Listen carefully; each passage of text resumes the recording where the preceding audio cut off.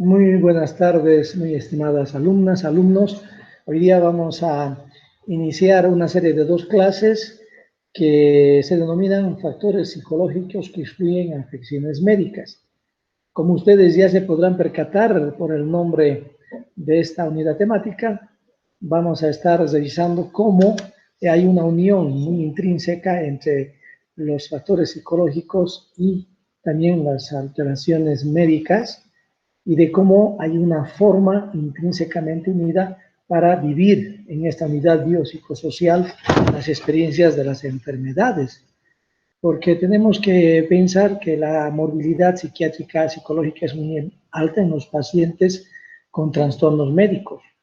Por ejemplo, se dice que la presencia de ambas situaciones y experiencias humanas, el porcentaje es muy elevado, de un 20 a un 67% de los pacientes con trastornos médicos tienen problemas psicológicos.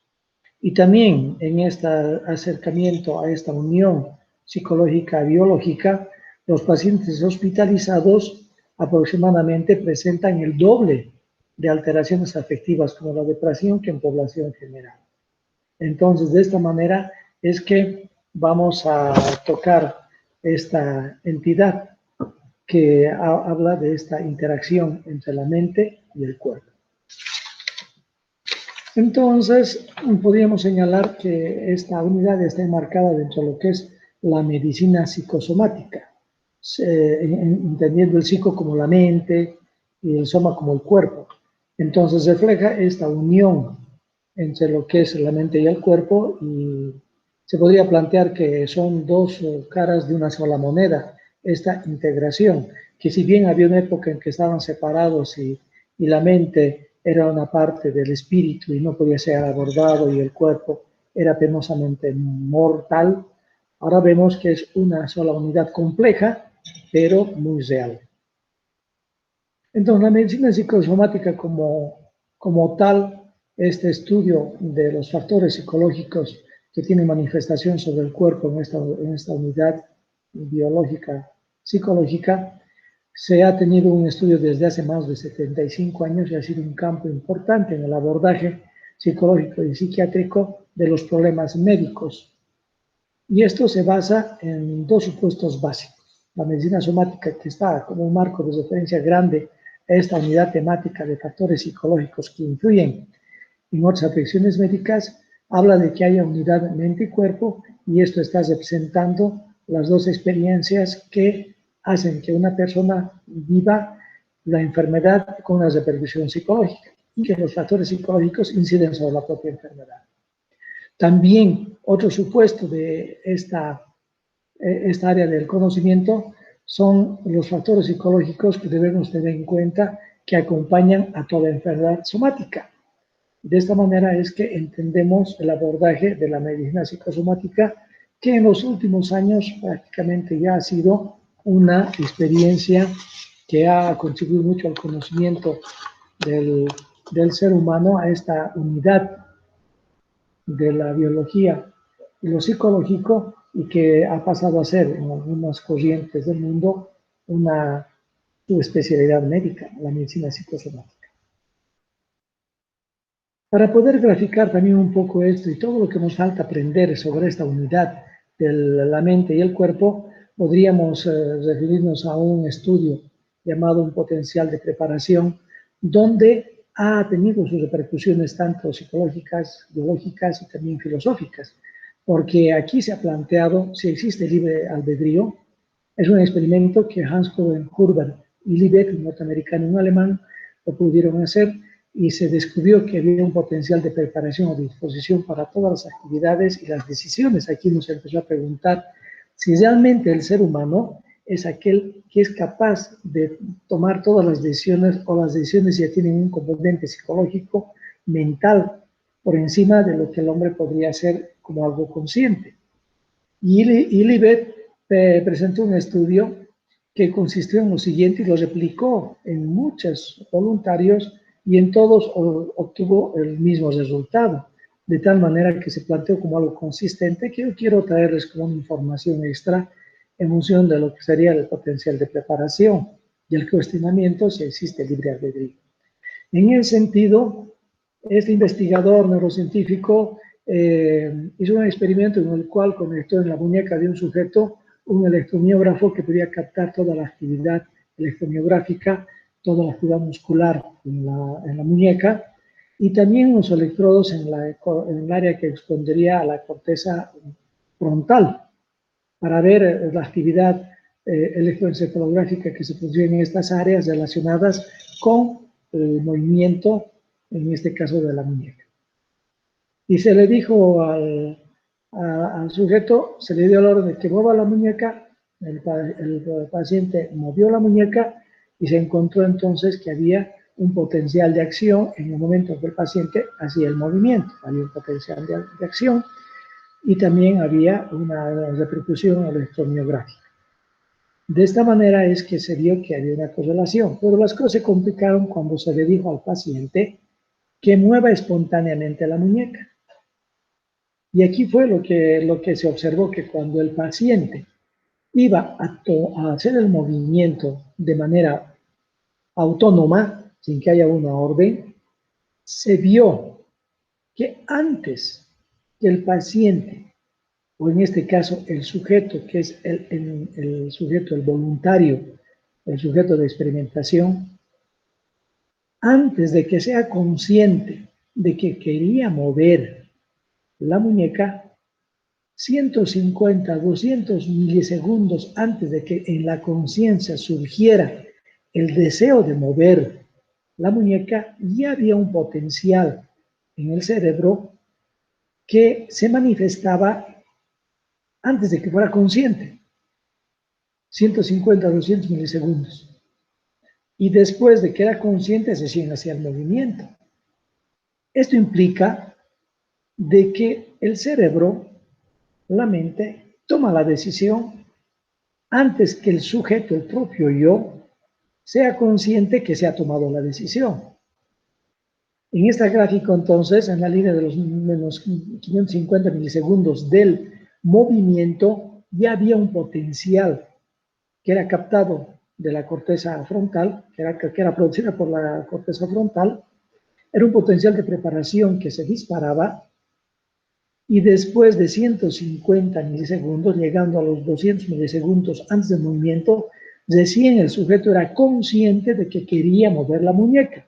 Y finalmente, donde está la línea de los 0 milisegundos, era que hacía el movimiento.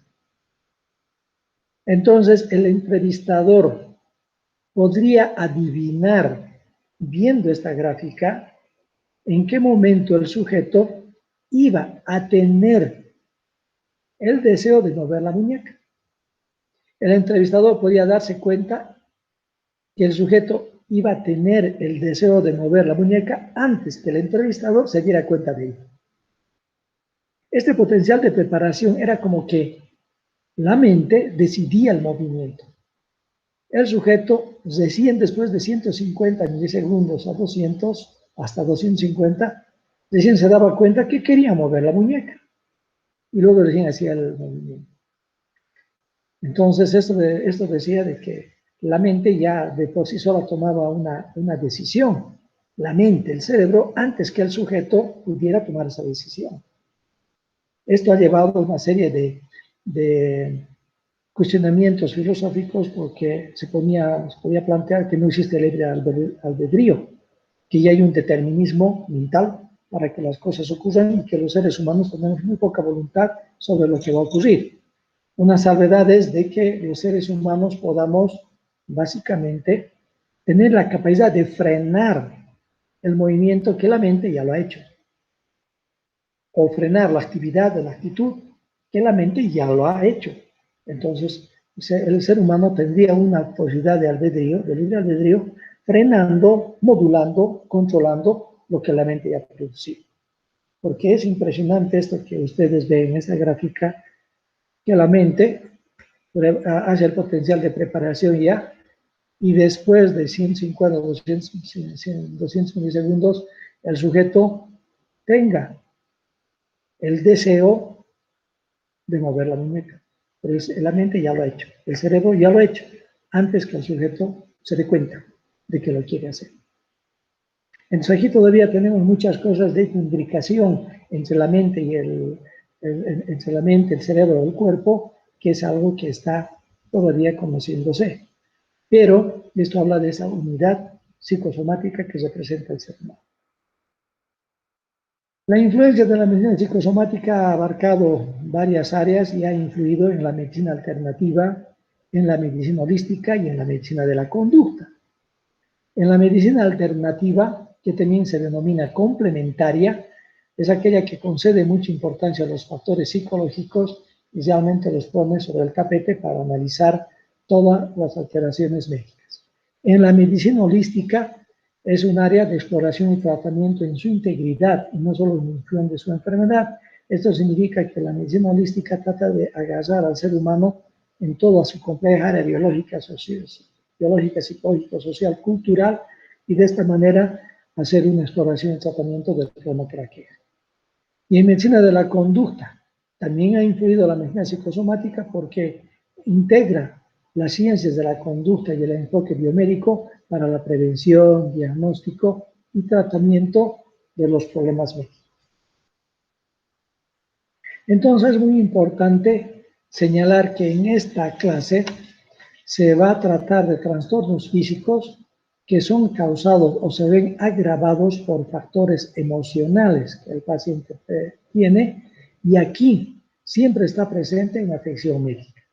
Entonces, para enmarcar en esto, como lo vamos a ver más adelante, existe una enfermedad médica que tiene sus variables azarosas por las cuestiones psicológicas. Pero de que existe un problema médico, existe, y de esta manera es que se aborda esta área y en esta clase. Según el DSM-5, para hablar de estos factores psicológicos que influyen sobre la enfermedad médica, el criterio diagnóstico primero y A es la que debe haber una presencia de una enfermedad médica que no sea una enfermedad mental que tuviera repercusión en esta área, sino que existe una enfermedad médica. Eso está evaluado, está controlado y está siendo diagnosticado. Y dentro del factor B de la clasificación del DSM-5 está que los factores psicológicos afectan negativamente a la afección médica en algunas formas. Por ejemplo, los factores psicológicos han influido en el curso de la enfermedad médica, como puede observarse en la íntima relación entre estos factores psíquicos y el desarrollo o exacerbación de la enfermedad médica.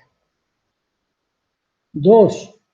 Estos factores interfieren en el tratamiento de la afección médica, tienen una repercusión directa en la evolución también de esta afección médica. Estos factores psicológicos constituyen un riesgo adicional para la salud de la persona y por ese motivo tienen que ser abordados también para disminuir la respuesta más compleja y más problemática de esta persona en su área médica. Y también los factores psicológicos influyen en la fisiopatología subyacente, porque exacerban o pueden precipitar los síntomas que han estado todavía, en cierta manera, en un manejo subclínico, en un área subclínica. Entonces, esos factores psicológicos pueden exacerbarlos.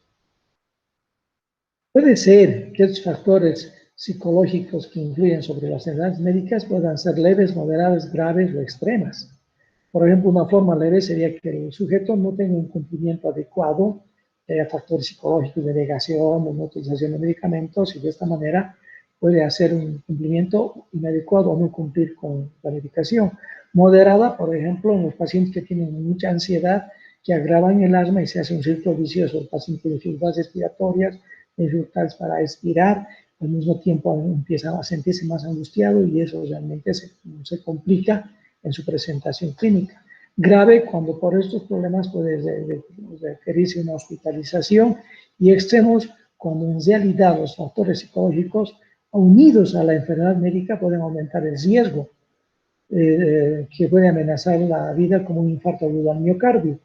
En ese sentido también hay que observar la relación entre los factores psicológicos y la enfermedad médica.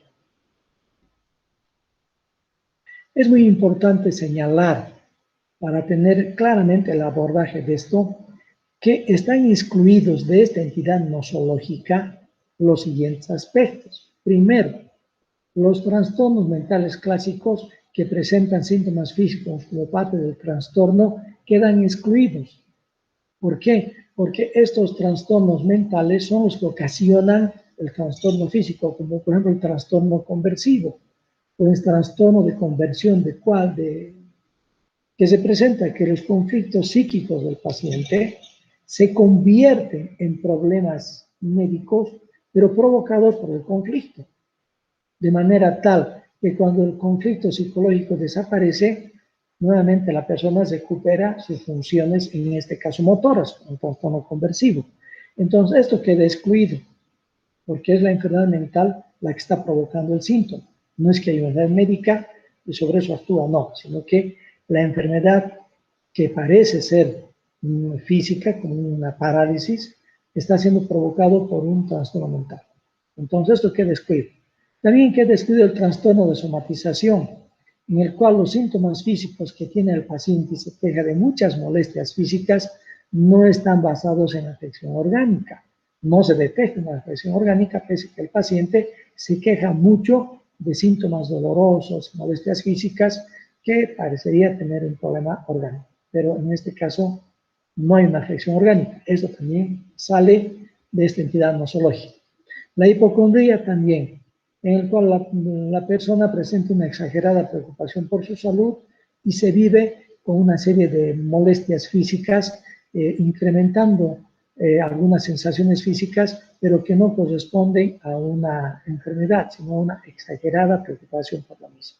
Entonces, la hipocondría también no es un tema que está dentro de esta entidad nosológica.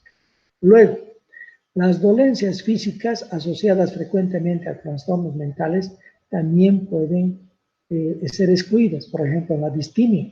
En la distimia el paciente tiene una depresión crónica de larga data, más de 2 años.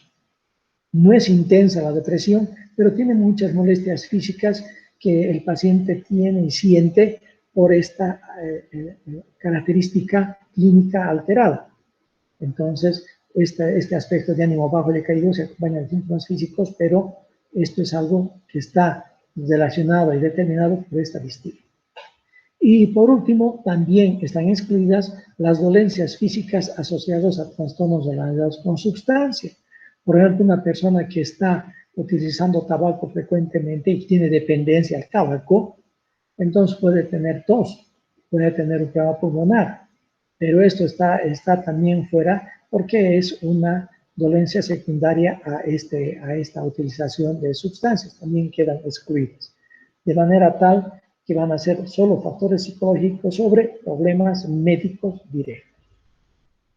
¿Sí? Uno de los aspectos que más influye entonces sobre la historia de las enfermedades, el curso, su evolución, su aparición y todo eso es el estrés. El estrés entonces es una de las vivencias más importantes y generalizadas que tiene la persona y que puede repercutir sobre su sistema orgánico y el mismo puede tener repercusiones diversas de acuerdo al tipo de enfermedad y al tipo de órgano que puede ser afectado. Entonces vamos a revisar qué es el estrés. El estrés es una circunstancia que perturba el funcionamiento fisiológico o psicológico normal de una persona. El estrés básicamente es una sobrecarga que tiene el sistema frente a los eventos de la vida. Y esto es algo que puede alterar el funcionamiento normal. Y el estrés es algo que está presente en función del cambio de las actitudes, de los eventos que llegan sobre la vida, ¿no? Yo puedo señalarles de que si nosotros tuviéramos, que si nuestra personalidad fuera este lapicero, por dentro tendríamos la ansiedad de la vida, la ansiedad normal, que es una actitud frente a los diversos escenarios que creamos para vivir. El ser humano no está libre de la ansiedad cotidiana, de la ansiedad de la vida. Es algo que está presente por nuestra condición de ser humano, vivir entre humanos, ya sea compartiendo con ellos, enojándonos con ellos, peleándonos con ellos, pero entre ellos. o sea, somos humanos. Y la ansiedad es una experiencia vital permanente, es lo que nos hace que nos preocupemos por cosas que vamos a hacer. Pero el estrés son las sobrecargas que vienen sobre nuestro sistema, sobre nuestra personalidad, sobre nuestra ansiedad normal de la vida, y el estrés viene como estas cargas. Ahora, el estrés puede ser un estrés bueno en función de que nos aumentan el sueldo, nos da más trabajo, más actividades, compramos un auto nuevo, es un estrés, porque vamos a cambiar nuestra rutina. Y en ocasiones el distrés es aquello que nos provoca sufrimiento, malestar, que son sobrecargas negativas.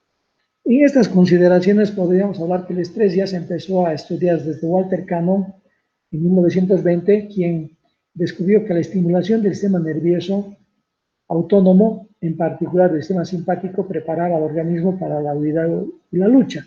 Había cambios que el sujeto tenía para poder agarrar y para poder estar dispuesto a enfrentar una situación o escapar de la misma.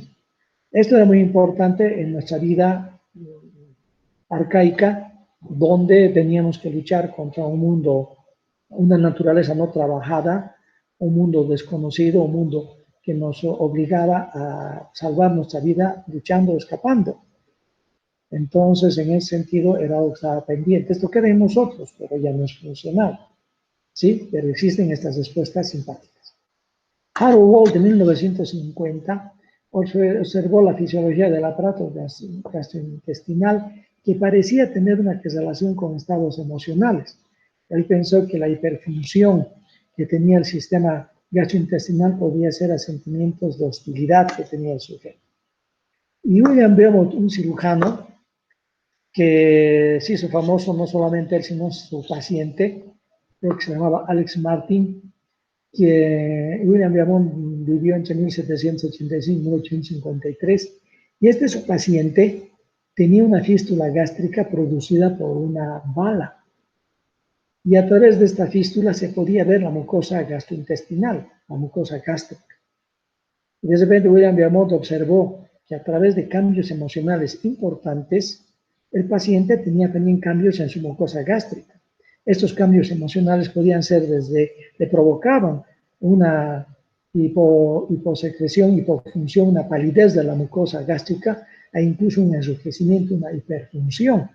Y esto estaba relacionado con los aspectos emocionales que tenía su paciente, Alex Martin.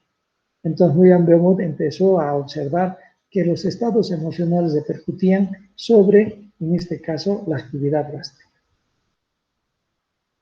El que abordó de manera mucho más esquemática, mucho más sistematizada, fue Hans Selye. La teoría del estrés tomó cuerpo realmente a través de este médico que vivió entre el año 1907 y falleció en 1982, y él desarrolló el concepto de síndrome de adaptación general, que decía, frente a estos eventos que nos alteran, que representan un cambio en nuestra rutina y nos sobrecargan el sistema psíquico, teníamos tres formas y tres etapas de reaccionar. A la primera etapa la llamó reacción de alarma, que es cuando se presenta el evento y el evento empieza a alterar el sistema psíquico. El segundo se llamó etapa de resistencia, que consiste en que se vaya llegando progresivamente a una forma de adaptación de este sistema de alarma. Y tenemos que adaptarnos frente a esta situación nueva que nos ha venido. Pero si esta etapa de resistencia o de adaptación falla, entrábamos en la etapa de agotamiento que repercutía de manera negativa en nuestros sistemas físicos. Entonces, él también mencionó que había una respuesta inespecífica a cualquier demanda causada por circunstancias tanto placenteras como desagradables, de manera tal que a las experiencias negativas desagradables la llamó distrés, esta respuesta que debía dar al organismo. Entonces, aquí podemos entender en esta frase de que todo aquello que cambia en nuestra rutina es estrés, porque el ser humano está adaptado a manejarse dentro de esquemas y dentro de parámetros que tienen que ver con una regularidad. Y aquello que cambia nuestra regularidad, cambia nuestra estabilidad permanente, es estrés, porque tenemos que adaptarnos. Es una alarma Esta alarma nos hace que tengamos que planificar cómo vamos a enfrentar ese cambio y adaptarnos al mismo.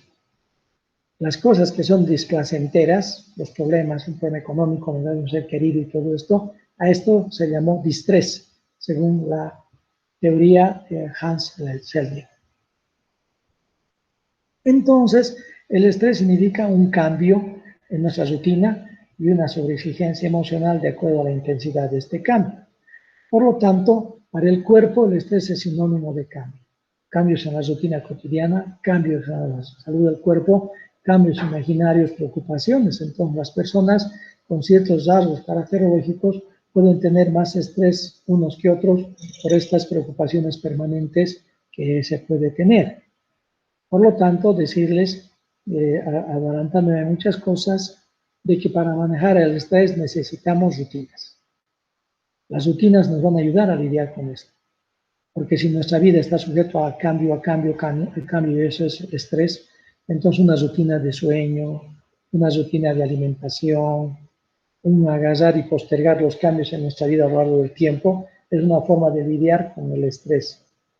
Y es como tener un vaso, y este vaso que nunca esté en el límite lleno, que siempre esté a la mitad.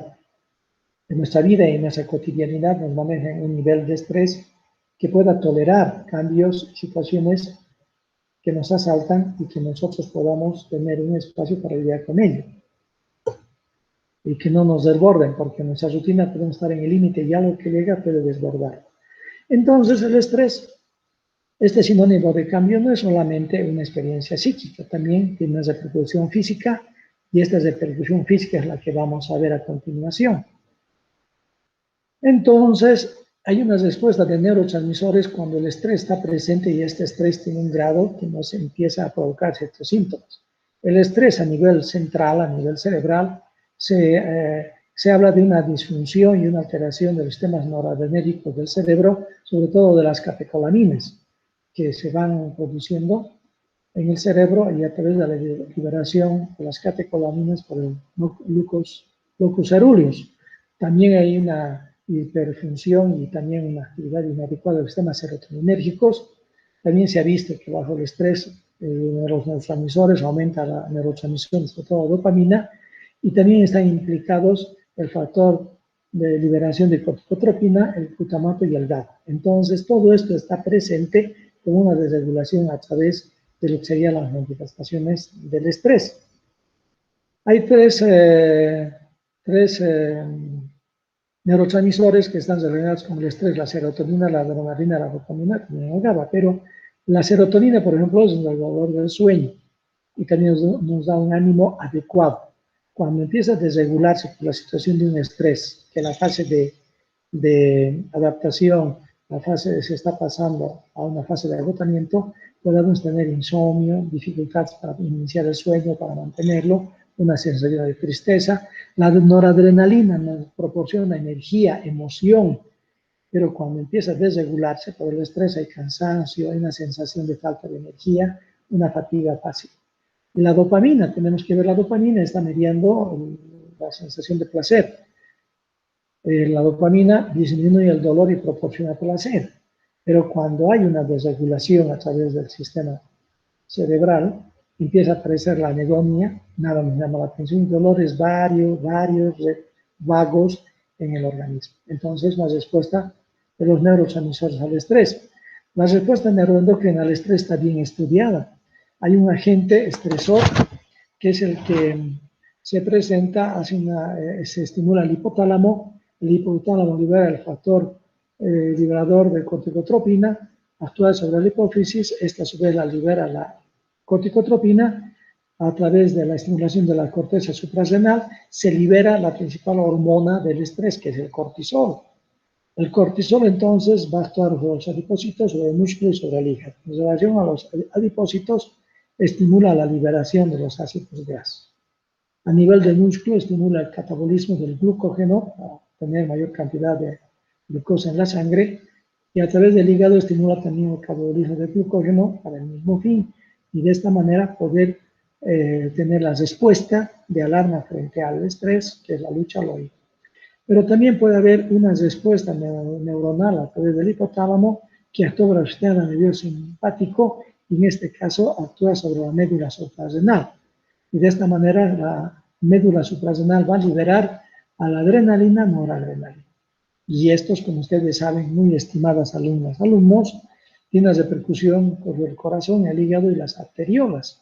Sobre el corazón, estos neurotransmisores van a producir aumento de la frecuencia cardíaca.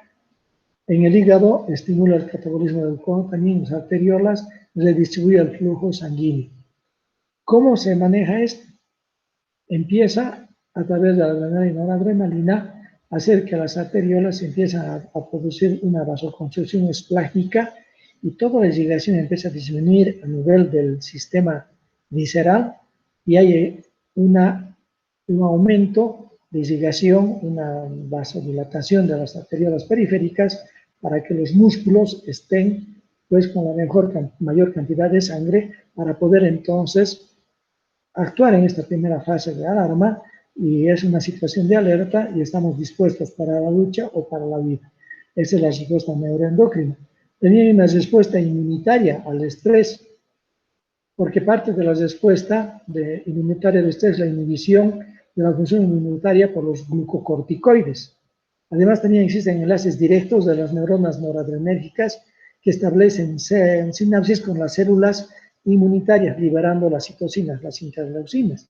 Estas citocinas pueden liberar también el factor liberador de corticotropina, lo que aumenta los glucocorticoides, representados básicamente, como bien aquí, con el cortisol, la cortisona, la corticosterona, y esto autolimita la actividad inmunitaria. Entonces, la respuesta neuroendocrina del estrés inhibe la hormona del crecimiento, también las actividades reproductoras y también la actividad autoinmune. Entonces, es una respuesta global del organismo frente al estrés. Los acontecimientos influyen sobre el organismo, manejando más el estrés, claro que sí. Entonces, estas sobrecargas que yo he hablado sobre nuestro sistema psíquico, sobre nuestra vida y sobre nuestra ansiedad normal, pueden provocar un mayor nivel de estrés. Y dos autores norteamericanos, Richard Rahe y Thomas Holmes, determinaron una escala para ver si los seres humanos podríamos estar en una mayor predisposición al estrés o si durante el último año de vida hemos tenido ciertos eventos que nos han provocado o nos pueden provocar un mayor grado de estrés. Se dice que las personas podemos manejar, según esta evaluación que les voy a mostrar, que es esta escala de eventos estresantes de la vida, de 250 puntos. Si manejamos más de 250 puntos, podríamos estar en una predisposición a presentar sobreestrés. Son eventos que han ocurrido en el último año. El evento más estresante que según Richard Rahe y Thomas Holmes se ha determinado en esta escala de eventos estresantes es la muerte del cónyuge, y eso equivale a 100 puntos. Bueno, aquí yo tengo una observación. Este test es un test americano. Si bien se ha traducido al español y podemos nosotros aplicar, son 41 reactivos, podemos aplicar a cualquier persona y ella califica las cosas que han pasado en el último año y vamos sumando este puntaje. Obviamente la escala que presentamos al paciente, él no sabe los puntajes, son simplemente unos cuadrados donde el paciente piquea las cosas que han ocurrido en el último año. Pero es un test inglés, norteamericano. ¿Qué significa esto? Que para nuestra cultura la muerte del cónyuge no es 100%, es la muerte del hijo. La muerte del hijo es la pérdida más grande que podemos tener en las poblaciones latinoamericanas. Probablemente la muerte del cónyuge es también otro evento devastador, pero podría estar en un puntaje igual o un poco menor tal vez. Pero para la población norteamericana la muerte del cónyuge es el evento más grande. ¿Por qué? Porque a los 17, 18 años el hijo ya sale de la casa. Y la vida, la pareja empieza a vivir, empieza a convivir, empieza a reconocerse como padres, como pareja, diremos directamente, ya en la ausencia de los hijos. Aquí todavía tenemos nosotros una relación más intrincada familiar. Pero bueno, en este test la muerte del cónyuge es 100 puntos. El divorcio son 73 puntos, la separación son 65, el encarcelamiento son 63, la muerte de un familiar cercano también 63, lesión, enfermedad personal 53, matrimonio 50 puntos, despido del trabajo 47, desempleo 47. Entonces, en el último año, ¿qué cosa ha presentado uno? Y va tiqueando, y si llega a 250, sí, ahí está con sobreestrés. La reconciliación matrimonial 45, la jubilación 45, miren que hay un nivel de estrés. Cambios de salud en miembro de la familia 44. Si hay problemas de consumo de sustancias, alcoholismo 44, embarazo 40, dificultad o problemas sexuales 39, incorporación de un nuevo miembro a la familia 39, ajustes y ajustes de negocio 39, cambio de situación económica, generalmente una variación para abajo 38, muerte de un amigo íntimo 37, cambio en el tipo de trabajo 36, mala relación con el código 35, juicio por crédito, hipoteca 30, y de esta manera entonces vamos nosotros viendo qué eventos pasan en el último año. Entonces los factores de la vida predisponen también al estrés. En esta escala falta los puntos más bajos de 10 puntos, por ejemplo, una multa de tránsito por pasarse un semáforo rojo, estacionarse mal, 10 puntos, ¿no? Las vacaciones de fin de año, las vacaciones con la familia también son un factor de estrés, 10, 15 puntos. Muy bien, ya cerrando todas las consideraciones sobre las características del estrés, las cosas que predisponen, las respuestas, podremos decir que ha habido mucha discusión en los últimos años sobre los factores estresantes específicos e inespecíficos. Es decir, el hecho de que haya algún factor que pueda ser muy específico de algún problema o en general no ser tanto así y que el organismo es el que responde de acuerdo a ciertas características. Entonces sostiene que es posible que haya ciertos tipos de personalidad y de conflicto que predisponen a la aparición del estrés. Entonces se ha ejemplificado con una personalidad tipo A y tipo B. Una personalidad que en medicina, la de tipo A, se ha visto como una persona más susceptible de tener problemas cardíacos, de coronariopatías, de enfermedades cardíacas. Esta persona tipo A se vio en personas que podían tener más problemas cardíacos, eran personas irascibles, eran personas muy exigentes, dominantes y que podían tener una tendencia a ser muy competitivos. Estas personalidades tipo A eran las que más tenían problemas cardíacos, coronariopatías, infartos y todo.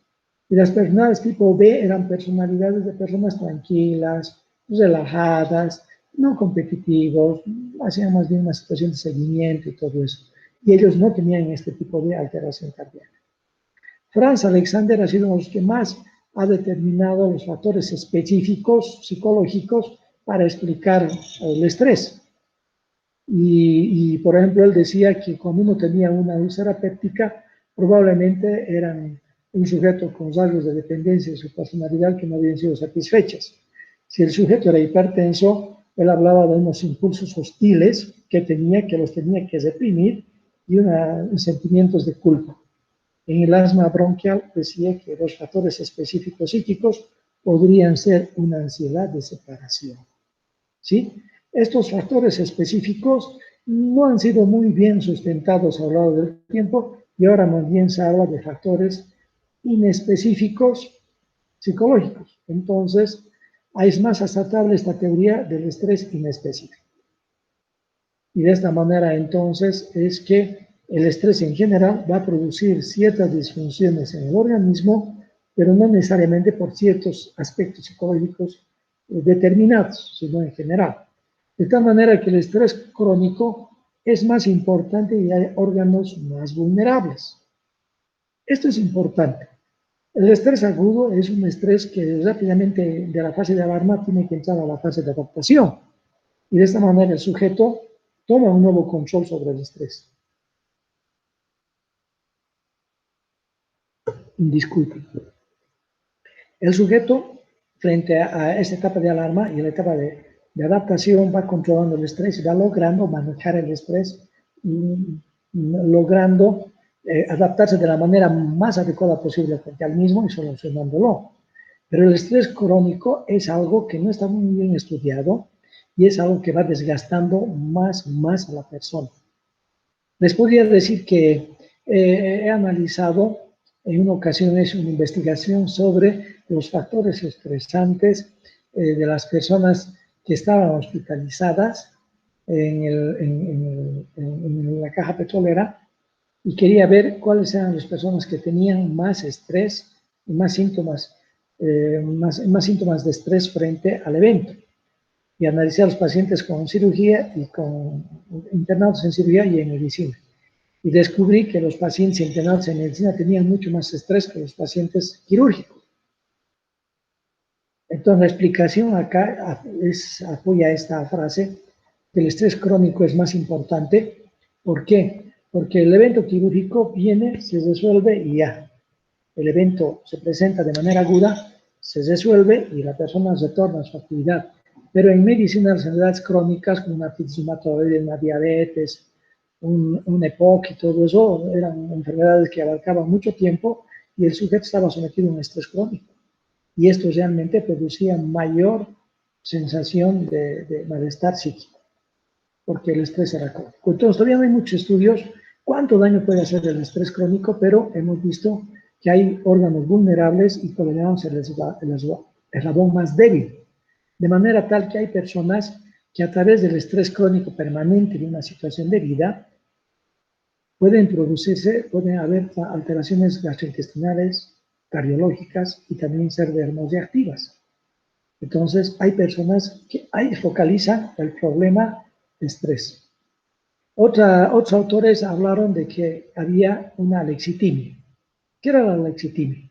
La alexitimia era el no poder expresar los sentimientos, hablando de sentimientos y expresión psíquica, porque no podían reconocerlos. Entonces, al no poder expresar el sentimiento por esa incapacidad alexitímica de reconocerlos, los pacientes vivían esto y eso también influía en la alteración física y en la mayor afectación de los órganos diana, de los órganos, de los eslabones más débiles, podríamos decir. Entonces, en la esfera de los trastornos gastrointestinales funcionales es un área muy grande que tiene relación directa con esta afectación psicológica.